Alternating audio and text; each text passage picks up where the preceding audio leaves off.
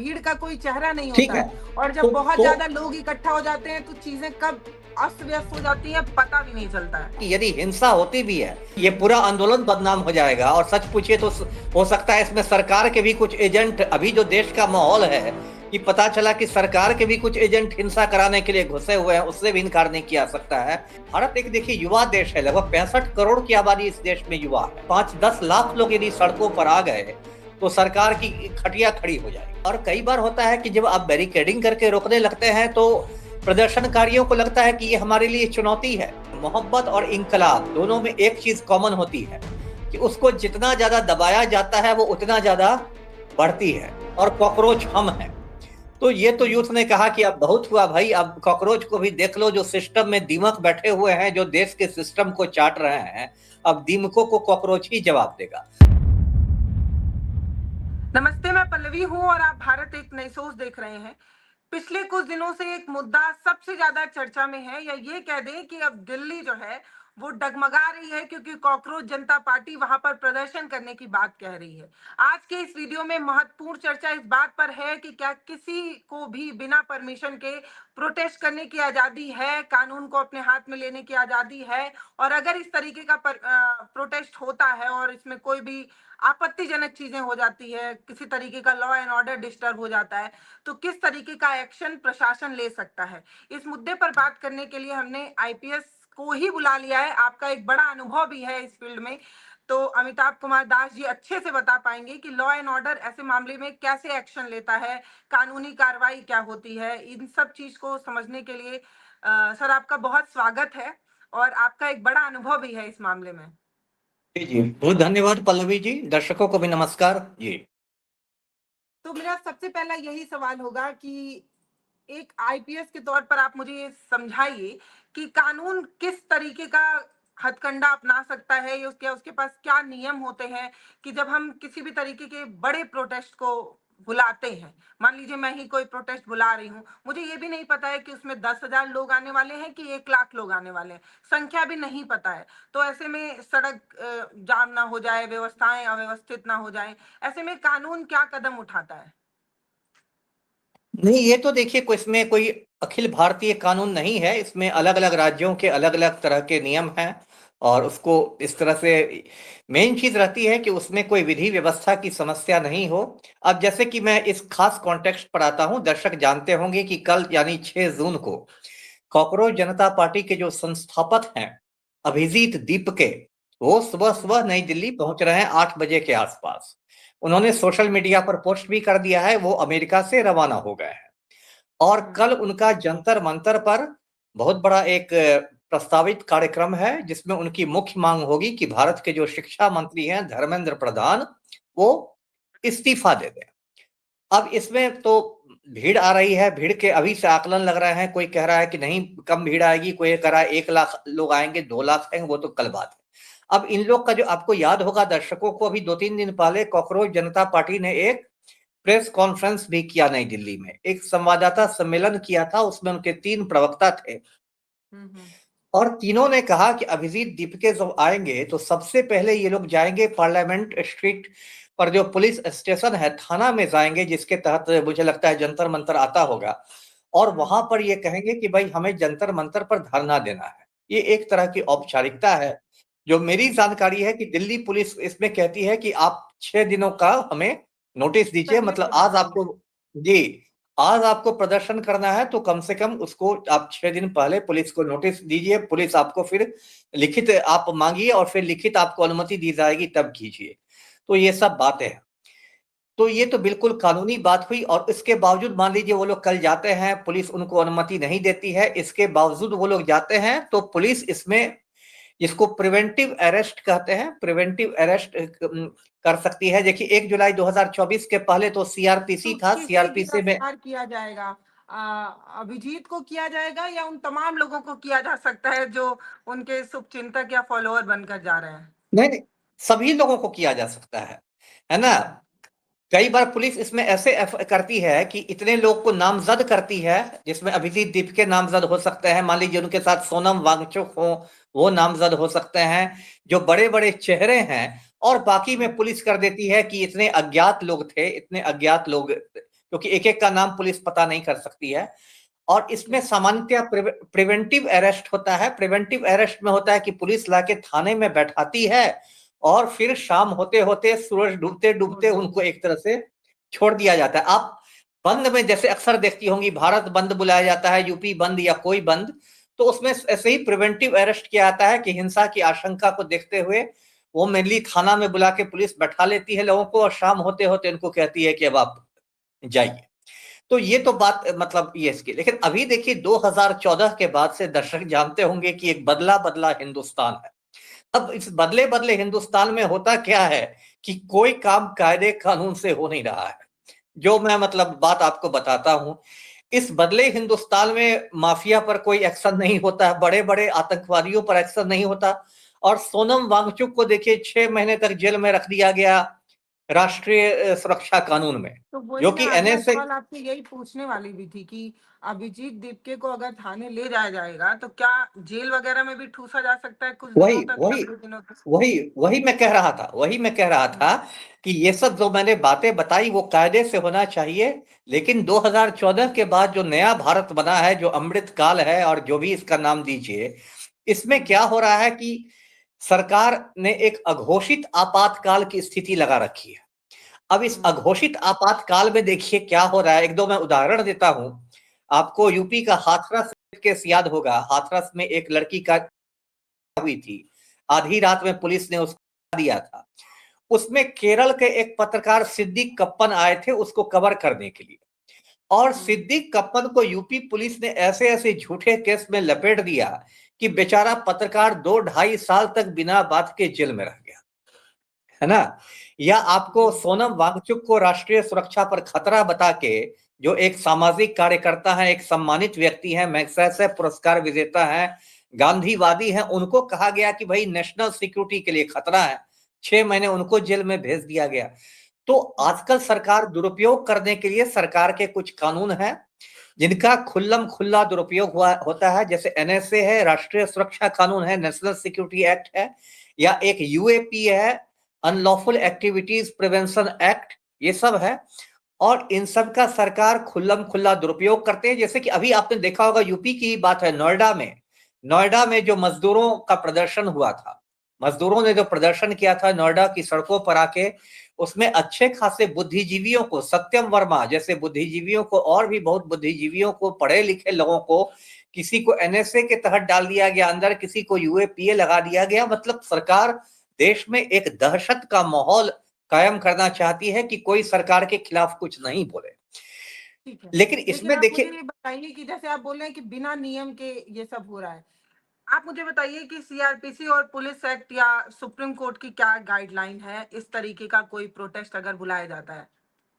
क्या गाइडलाइन है, देखिए क्या नियम है? देखिए मोटी बात तो देखिए ये है पल्लवी जी, कि संविधान ही की जो धारा 19 है, आर्टिकल 19 है, वो एक मौलिक अधिकार है प्रत्येक भारतीय नागरिक का, अभिव्यक्ति की स्वतंत्रता। और अभिव्यक्ति की स्वतंत्रता के तहत आप कोई भी शांतिपूर्ण प्रदर्शन, कोई भी शांतिपूर्ण ये सब कर सकते हैं। और वो संविधान है जो कि सुप्रीम कोर्ट से भी ऊपर है, सीआरपीसी और ये सबसे ऊपर है। अब ठीक है। देखिए ये जो सरकार करती है, ये सरकार करती है कि उसमें कुछ वो झूठे मामले लगा देगी, कुछ झूठी बातों में आपको फंसा देगी। आपको मैं याद दिला दूं, भीमा कोरेगांव हिंसा में कई लोगों को जेल में डाल दिया गया। फादर एस्टेन स्वामी की तो जेल में मौत हो गई, बुजुर्ग आदमी थे। और बाद में पता चला कि उनके कंप्यूटर को हैक करके उसमें मतलब गलत सलत बातें डाल दी गई थी और उस आधार पर उनको फंसा दिया गया। अभी देखिए दर्शकों को मैं बताता हूं कि ये जो कॉकरोच क्रांति हो रही है, जनजी क्रांति कहिए, कॉकरोच क्रांति, इससे सरकार काफी घबराई हुई है।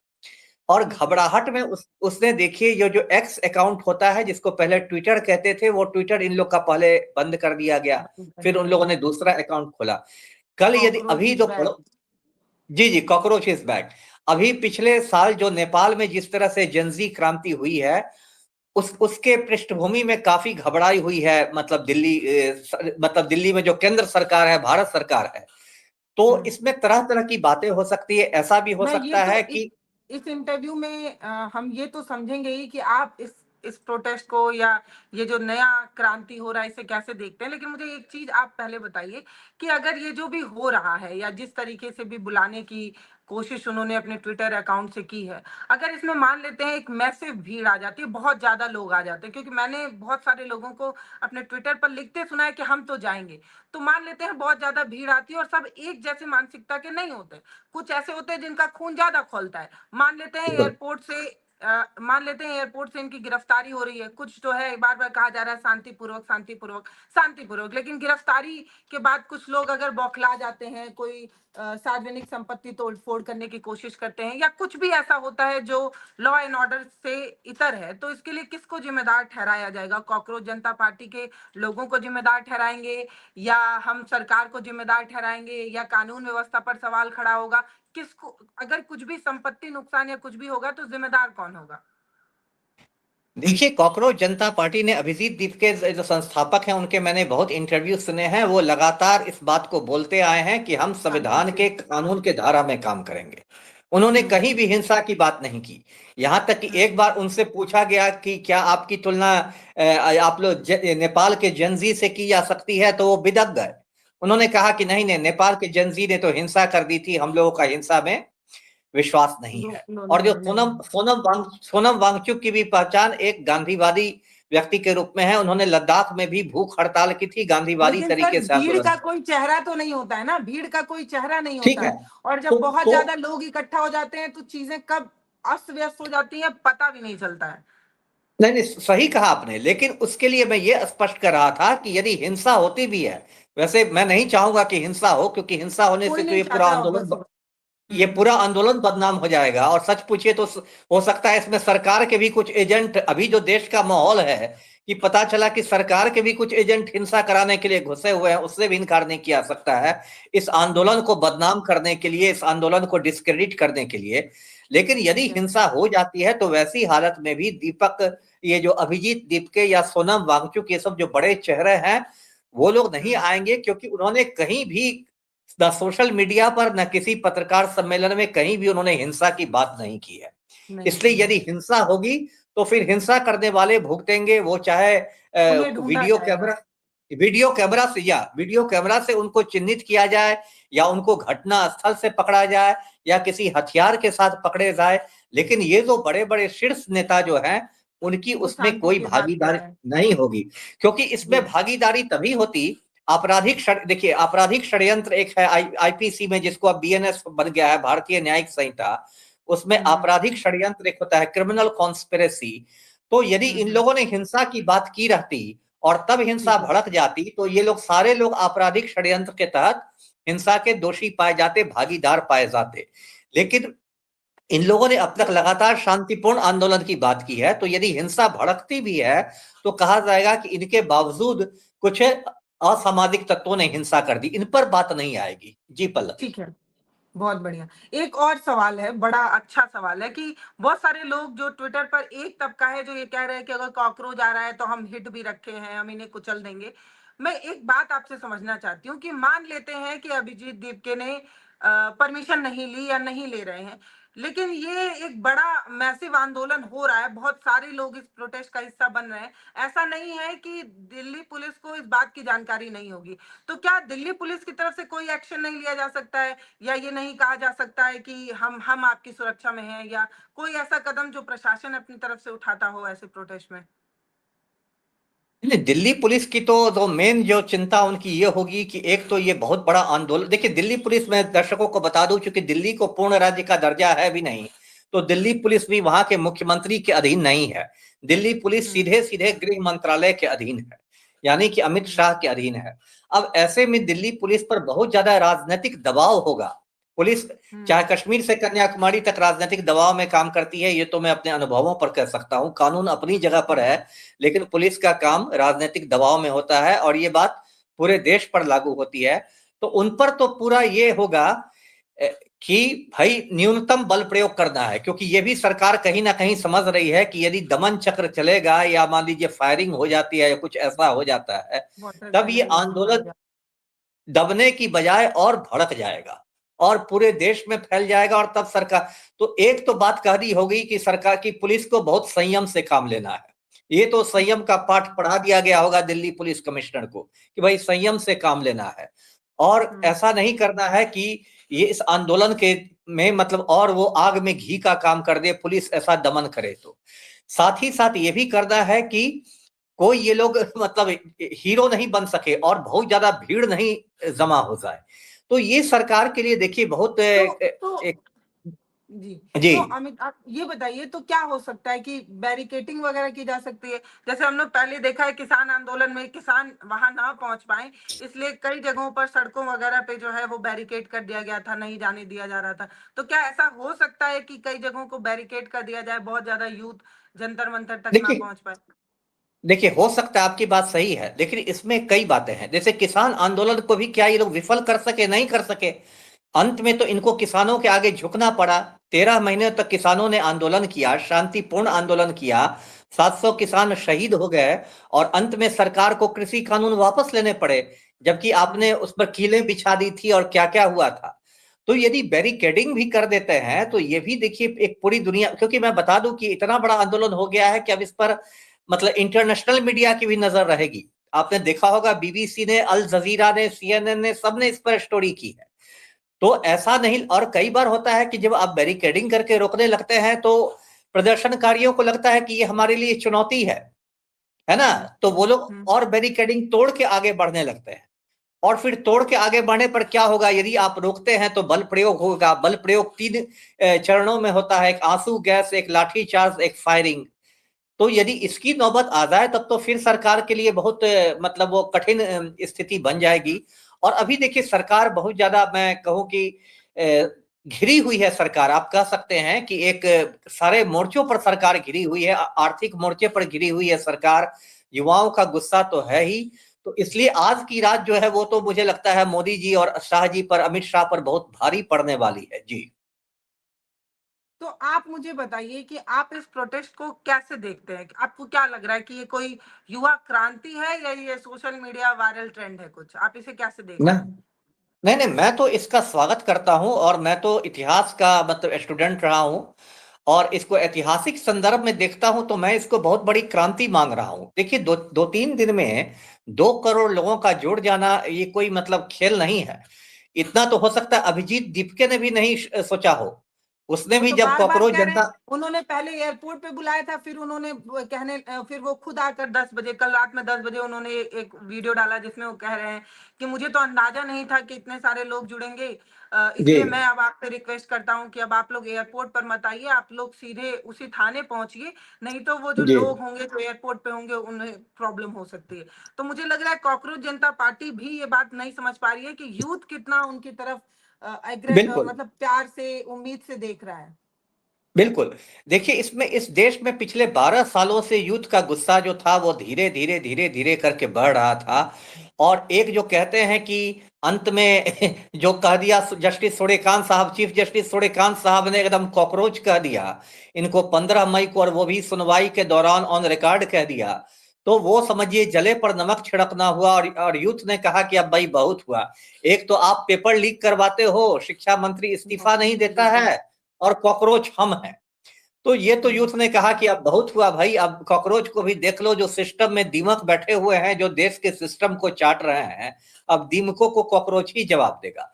और ये जो आपने एक बात कही, बहुत लोग जो सोशल मीडिया पर कह रहे हैं कि हम हिट लेके आएंगे, हिट लेके आएंगे, ये सब देखिए कोई भी क्रांति, कोई भी इंकलाब को इस तरह से नहीं दबाया जा चुका। ये तो आप और भड़काने वाली बात कर रहे हैं। ये दुनिया का सबसे बड़ा जनतंत्र है भारत। इसमें आप यदि उत्तर कोरिया की तरह आप चाहिएगा कि हम सबको डरा धमका के कुचल के करें, तो वो नहीं होने वाला है। किसी भी क्रांति को, आज मुझसे पटना में भी मीडिया वाले पूछ रहे थे कि सर इसमें क्या हो गया, क्या इसको कुचल दिया जाएगा? मैंने कहा कि देखिए मोहब्बत और इंकलाब दोनों में एक चीज कॉमन होती है कि उसको जितना ज्यादा दबाया जाता है वो उतना ज्यादा बढ़ती है। ये बात मोहब्बत पर भी लागू होती है, ये बात इंकलाब पर भी लागू होती है। तो किसी भी क्रांति को हम इस तरह से ये करके कि आप वहां पर लगा दीजिएगा, बैरिकेडिंग कर दीजिएगा, फायरिंग कर दीजिएगा, 4 लोग मर जाएंगे। आपको याद होगा किसान आंदोलन के समय लखीमपुर खीरी में क्या हुआ था? एक थार गाड़ी को चढ़ा दिया गया था किसानों पर, 4-5 किसान मर गए थे। है ना, याद होगा मंटू ये हाँ हाँ, आशीष मिश्रा ने चाहा टेनी के था। बेटे थे। हाँ, टेनी के बेटे ने। तो क्या हुआ, उससे क्या किसान डर गए, उससे क्या किसान घबरा गए और किसानों का गुस्सा बढ़ गया, वो और बड़ा मुद्दा हो गया। तो इससे ये हिट और इससे कोई नहीं होता, ये तो आप भड़का रहे हैं, एक तरह से आप चुनौती दे रहे हैं। और जब युवा अपने, भारत एक देखिए युवा देश है, लगभग 65 करोड़ की आबादी इस देश में युवा है। और 65 करोड़ तो बहुत बड़ी संख्या हुई, 5-10 लाख लोग यदि सड़कों पर आ गए तो सरकार की खटिया खड़ी हो जाएगी। तो एक बहुत बड़ी चुनौती है दिल्ली पुलिस के लिए, केंद्र सरकार के लिए, कि इसको वो हैंडल कैसे करती है। जी पल्लवी। ये जो कॉकरोच जनता पार्टी है, अब क्योंकि आपका एक अच्छा अनुभव है, बड़ा अनुभव है, तो मैं आपके नजरिए से समझना चाहती हूँ कि इसे आप देख कैसे रहे हैं। मैंने देखा कि बहुत सारे लोग बोल रहे हैं कि अरे ये तो खुद ही विपक्ष का ही कोई एक ऐसा पार्टी है जो मुखौटा पहनकर सामने आ गया। तो क्या ये आपको लगता है विपक्ष का फंडेड है, या आपको लगता है कि ये सत्ता ही अपनी तरफ से इसे खड़ा कर रही है? क्या लगता है आपको कि ये है क्या, इसे आप कैसे देखते हैं? नहीं ये नहीं, ये राजनीति में है, कोई बड़ा बदलाव ला सकती है? ये ये कॉकरोच जनता इसने पार्टी राजनीति को प्रभावित कर सकती है, जो आजकल का इसने एजेंडा ऑलरेडी चल रहा है, पॉलिटिक्स जैसा इसने हो गया है। ऑलरेडी प्रभावित कर दिया है। जी। इसने ऑलरेडी प्रभावित कर दिया है, सरकार की सिट्टी पिट्टी गुम है। और देखिए पल्लवी, क्या है इस देश में, 2014 के बाद जो भी कोई आंदोलन शुरू होता है, जन आंदोलन मोदी सरकार के खिलाफ, तो उसको कोई ठप्पा लगाने की कोशिश की जाती है, उसको बदनाम करने की कोशिश की जाती है। किसान आंदोलन होता है तो कहा जाता है कि ये तो खालिस्तानियों का आंदोलन है, इसको खालिस्तानियों ने हाईजैक कर लिया है। जेएनयू के बच्चे आंदोलन करते हैं तो कहा जाता है ये टुकड़े टुकड़े गैंग है इसके पीछे। नोएडा के मजदूर आते हैं तो कहा जाता है कि भाई इसमें तो अर्बन नक्सलियों ने करवा दिया। कॉकरोच जनता पार्टी शुरू हुई तो जो किरेन रिजिजू हैं, जो केंद्रीय मंत्री हैं, जिम्मेदार पद पर हैं, कहते हैं कि ये तो, इसको तो फॉलो करने वाले सब पाकिस्तानी हैं। बताइए आप किस आधार पर कह रहे हैं। तो फिर वही बात है, अब इसमें एक दो रोज से आप देख रही होंगी कि उमर खालिद के साथ वो सौरभ दास की तस्वीर वायरल हो रही है। तो इसको भी पूरा बदनाम करने की कोशिश की जा रही है कि फंडिंग कहां से हो रही है, इसकी है। विदेशी फंडिंग अमेरिका में रहते हाँ, हैं, वही अब फंड लेकर इसको चला रहे हैं। अब गोदी मीडिया इसमें कह देगी कि जॉर्ज सोरोस ने फंडिंग की है। ये तो जॉर्ज सोरोस का आदमी है। कुछ लोग कह रहे हैं कि नहीं, इसको दीप के आ नहीं रहा है, इसको अमेरिका ने निकाल दिया है, डिपोर्ट कर दिया है। तो इस तरह का जो एक दुष्प्रचार होता है, जिसमें ये फांसीवादी लोग बहुत मतलब माहिर होते हैं, इनका पूरा आईटी सेल और व्हाट्सएप यूनिवर्सिटी और गोदी मीडिया रात दिन इसी दुष्प्रचार में लगा रहता है। लेकिन इस बार वो दुष्प्रचार काम नहीं करने वाला है। और चूंकि लोगों का गुस्सा बहुत ज्यादा बढ़ गया है, जिस तरह से मतलब एक संवेदनहीनता सरकार में आ गई है कि आप कॉकरोच कह रहे हैं, चीफ जस्टिस प्राइम मिनिस्टर जो है वो किसी महिला प्रधानमंत्री को मेलोडी चॉकलेट खिला रहे हैं, और लग रहा है कि किसी को मतलब ज्वलंत मुद्दों से कोई मतलब नहीं है।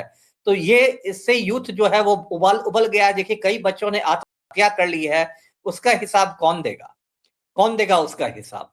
तो ये जब गुस्सा बहुत बढ़ता जाता है, बहुत बढ़ता जाता है, तो वो एक ना एक दिन उसका, वो ज्वालामुखी की तरह उसका लावा फूटता है और उसको कोई नहीं रोक सकता है। जी पल्लवी। तो कॉकरोच जनता पार्टी जैसी कोई चीज आपने अपनी पूरी जिंदगी में अनुभव किया है जो कोई सोशल मीडिया ट्रेंड से पैदा हुई कोई चीज है? नहीं नहीं, देखिए एक तो सोशल ये ये मीडिया तो ये एक व्यंग था, चीफ जस्टिस की बिल्कुल तरफ से एक व्यंग निकला, और इस व्यंग की बिल्कुल आग ने एक एक सोशल मीडिया बिल्कुल मूवमेंट बना दिया। वो सोशल मीडिया मूवमेंट एक पॉलिटिकल मूवमेंट ले रहा है, और जो कल बिल्कुल। तक सोशल मीडिया पे था वो सड़क पर आ रहा है। इसको कैसे समझा जाए, क्योंकि कुछ भी समझ से परे है। एक आदमी जो अमेरिका बैठा हुआ है वो भारत की पीड़ा समझ जा रहा है, और वो एक मूवमेंट चला दे रहा है, और यहाँ के यूथ उसमें जुड़ाव महसूस कर ले रहे हैं। इसको आप कैसे देखते हैं, इसको क्या समझते हैं? ये एक आखिरी सवाल। नहीं, फैक्टर्स तो एक तो देखिए, पहले से इसका मतलब ग्राउंड तैयार था, बारूद तैयार था, एक चिंगारी चाहिए थी। बारूद से मेरा मतलब है कि युवाओं में असंतोष बहुत था, आक्रोश था। और उसको एक चिंगारी चाहिए थी। वो चिंगारी चीफ जस्टिस सूर्यकांत ने कॉकरोच करके दे दी। अच्छा, ये जो अभिजीत दीपके हैं, ये भी थोड़ा सटारिकल होकर इन्होंने डाला था कॉकरोच जनता पार्टी। इनको भी नहीं, उन्होंने ये सपने में भी सोचा नहीं था कि ये इतना बड़ा हो जाएगा। वो भी बोल वही, रहे थे कि ये सटायर है, व्यंग था, मजाकिया अंदाज में शुरू उन्होंने किया गया। इसकी इसकी शुरुआत की कि, लेकिन जब देखिए जब जनता गुस्से में होती है ना तो कुछ हो जाता है। जैसे यूक्रेन के जो राष्ट्रपति हैं जेलेंस्की, वो वहां टीवी पर कॉमेडियन हुआ करते थे, कॉमेडी किया करते थे। लेकिन जब सारे राजनेताओं से जनता ऊब गई तो उसने कहा कि अभी कॉमेडियन ही ठीक है, इसी को बना दो। या पंजाब में हुआ, भगवंत मान जो है वो कॉमेडियन थे। भगवंत मान को आपने लाफ्टर चैलेंज में देखा होगा, हम लोग सब ने देखा। लेकिन जब जनता ने कहा कि अब बहुत हुआ, अकाली भी को देख लिया हमने, भाजपा को भी देख लिया, कांग्रेस को भी देख लिया, चलो ये कॉमेडियन ही सही, इसको भी देख लिया जाए। तो क्या हुआ कि लोगों ने कहा कि अब अभिजीत दीप के ही सही, मोदी जी का जुमला सुनते सुनते तो कान पक गए।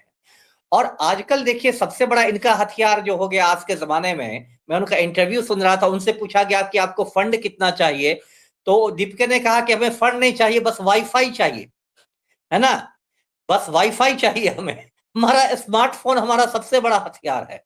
तो ऐसा ऐसा जो आजकल एक ऑनलाइन एक दुनिया बन गई है, जो एक डिजिटल दुनिया है, एक आभासी दुनिया है। आज से 15-20 साल पहले तक इस तरह के आंदोलन की हम कल्पना नहीं कर सकते थे, लेकिन पिछले 15-20 साल में जो एक आभासी दुनिया बन गई है, जहां डिजिटल दुनिया है, जहां कुछ मिनट में कोई वीडियो वायरल होकर पूरे हिंदुस्तान को हिला देता है ना। अभी आपने देखा उड़ीसा में एक आदिवासी ने जाके कब्र खोद दी, अपनी बहन का काल बहन निकाल की। लिया। हाँ, और वो वीडियो कुछ मिनट में लाखों करोड़ों ने देख लिया और पूरा सिस्टम हिल गया। तो एक हम लोग अलग आभासी दुनिया में जी रहे हैं, जिसकी पहले कोई कल्पना, आज से आप सोचिए 20 साल पहले, 25 साल पहले वैसी घटना होती तो उस गांव से बाहर भी वो खबर नहीं जाती, लोकल किसी अखबार में किसी पेज पर छप के रह जाती, कुछ नहीं होता। लेकिन अभी सोशल मीडिया की ये ताकत हो गई है कि कोई भी चीज वायरल हो जाती है, कोई भी चीज से लोग ऑनलाइन जुड़ जाते हैं, और ये तानाशाहों के लिए बहुत बड़ा एक खतरा हो गया है। ये मोदी जी। जी का गिफ्ट है, डिजिटल इंडिया। अब हम डिजिटल हो गए हैं और डिजिटल होकर हम इससे जी बात जी, कर रहे हैं। बिल्कुल बिल्कुल। इतने देर की बातचीत में मैं ये समझ पा रही हूँ कि कहीं ना कहीं आप इस प्रोटेस्ट को सपोर्ट कर रहे हैं और इस पे कुछ बड़ा उम्मीद लगा के रखे हैं कि ये राजनीतिक में कुछ बड़ा बदलाव लाएगी। लेकिन एक आखिरी नहीं। सवाल पूछती हूँ, जी इसे आप जी। कैसे देखते हैं? जैसे कि कोई भी प्रोटेस्ट हो रहा है या कोई भी ऐसी चीज हो रही है, उसको भी तो नियम मानना चाहिए ना। अगर मान लीजिए ये नहीं आ पा रहे थे अमेरिका से, लेकिन इन्होंने अपने 3 इस प्रवक्ता तो बना ही लिए थे अपनी पार्टी के। तो क्या इन तीनों लोगों को जाकर दिल्ली पुलिस को ये नहीं बोलना चाहिए था या एक लेटर लिख के नहीं दे देना चाहिए था?